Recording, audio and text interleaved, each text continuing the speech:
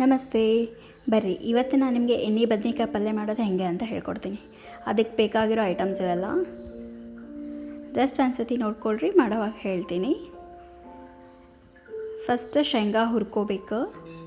ಆಮೇಲೆ ಅದಕ್ಕೆ ಒಂದು ಸ್ವಲ್ಪ ಧನಿಯಾ ಕಾಳು ಮತ್ತು ಜೀರಿಗೆ, ಬಿಳಿ ಎಳ್ಳು ಇವನ್ನ ಚೆಂದಾಗಿ ಹುರ್ಕೊಳ್ರಿ.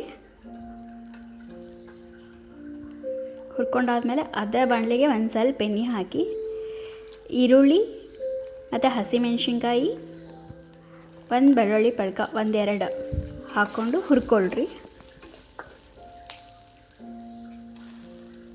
ಆಮೇಲೆ ಟೊಮ್ಯಾಟೊ ಆ್ಯಂಡ್ ಹುಣಸೆಹಣ್ಣು ಇವಿಷ್ಟು ಚೆಂದಾಗಿ ಹುರ್ಕೊಳ್ರಿ.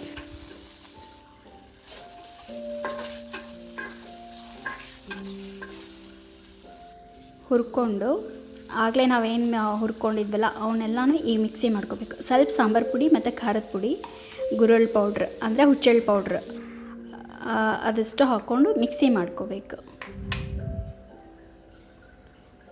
ನಾನು ಗುರಳ್ ಪೌಡ್ರನ್ನ ಮಿಕ್ಸಿ ಮಾಡಿ ಇಟ್ಕೊಂಡಿರ್ತೀನಿ, ಹುರಿದು ಎಲ್ಲ ಪಲ್ಯಕ್ಕೆ ಯೂಸ್ ಆಗ್ತೈತಿ ಅಂತ ಹೇಳಿ. ಆಮೇಲೆ ಒಂದು ಕುಕ್ಕರ್ಗೆ ಸ್ವಲ್ಪ ಎಣ್ಣೆ ಹಾಕ್ಕೊಂಡು ಇದನ್ನು ಹಾಗೇ ಬಾಣಲೆ ಒಳಗೆ ಮಾಡ್ಬೋದು, ನಾನು ಕುಕ್ಕರ್ ಒಳಗೆ ಜಲ್ದಿ ಆಗಲಿ ಅಂತ ಹೇಳಿ ಮಾಡ್ತಿದ್ದೀನಿ. ಸ್ವಲ್ಪ ಜೀರಿಗೆ ಸಾಸಿವೆ ಹಾಕ್ಕೊಂಡು ಅದು ಚಟಪಟ ಅಂತ ಸಿಡಿದಾದ್ಮೇಲೆ ಕರಿಬೇವು ಹಾಕ್ಕೊಳ್ರಿ.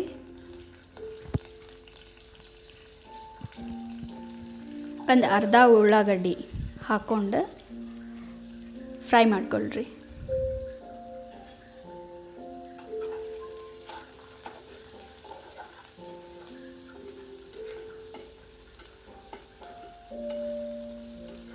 ಇದು ರೊಟ್ಟಿ ಜೊತೆ, ಚಪಾತಿ ಜೊತೆ ಮತ್ತು ಅನ್ನಕ್ಕೂ ಮಸ್ತ್ ಇರುತ್ತೆ ಈ ಪಲ್ಯ.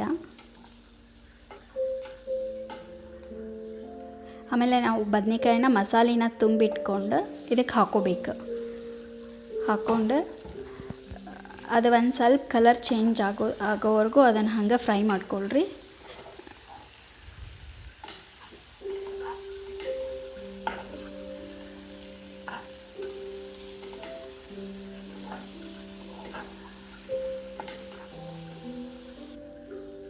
ಆಮೇಲೆ ಉಪ್ಪು ಹಾಕ್ಕೊತಿದ್ದೀನಿ ನೋಡಿರಿ, ಕಲರ್ ಚೇಂಜ್ ಆಗಿದ್ದು ಗೊತ್ತಾಗತ್ತೆ. ಆಮೇಲೆ ಉಳ್ದಿರೋ ಮಸಾಲೆ ಎಲ್ಲ ಕಂಪ್ಲೀಟ್ ಅದಕ್ಕೆ ಹಾಕ್ಕೊಂಡು ಕಲಿಸ್ಕೊಳ್ರಿ. ಆಮೇಲೆ ಒಂದು ಸ್ವಲ್ಪ ಅದಕ್ಕೆ ಎಷ್ಟು ಕುದಿಯೋಕೆ ನೀರು ಬೇಕೋ ಅಷ್ಟು ನೀರು ಹಾಕಿ ಜಸ್ಟ್ 1 ವಿಷಲ್ ಮಾಡಿಕೊಂಡ್ರೆ ಎಣ್ಣೆ ಬದ್ನೆಕಾಯಿ ಪಲ್ಯ ರೆಡಿ ಆಗತ್ತೆ. ಇದನ್ನು ಒಬ್ಬೊಬ್ರು ಒಂದೊಂದು ರೀತಿ ಮಾಡ್ತಾರೆ, ಬಟ್ ನಾನು ಮಾಡೋ ರೀತಿ ನಾನು ನಿಮಗೆ ತೋರಿಸ್ಕೊಟ್ಟಿದ್ದೀನಿ. ಇದನ್ನು ನಮ್ಮ ಅತ್ತೆಯವರು ಒಂಥರ ಮಾಡ್ತಾರೆ, ನಮ್ಮ ಮಮ್ಮಿ ಒಂಥರ ಮಾಡ್ತಾರೆ. ಜಸ್ಟ್ ಆಮೇಲೆ ನೆಕ್ಸ್ಟ್ ನಾನು ನಿಮ್ಗೆ ಅದನ್ನು ತೋರಿಸ್ಕೊಡ್ತೀನಿ ಹೇಗೆ ಮಾಡೋದು ಅಂತ ಹೇಳಿ. ಇದು ಬಿಸಿ ಬಿಸಿ ಜೋಳದ ರೊಟ್ಟಿ ಜೊತೆ ಮಸ್ತ್ ಇರುತ್ತೆ ತಿನ್ನೋದಕ್ಕೆ. ರೊಟ್ಟಿ ನಂಗೆ ಅಷ್ಟು ನೀಟಾಗಿ ಮಾಡೋಕ್ಕೆ ಬರೋಂಗಿಲ್ಲ, ಈಗ ಕಲಿತಿದ್ದೀನಿ. Thank you for watching.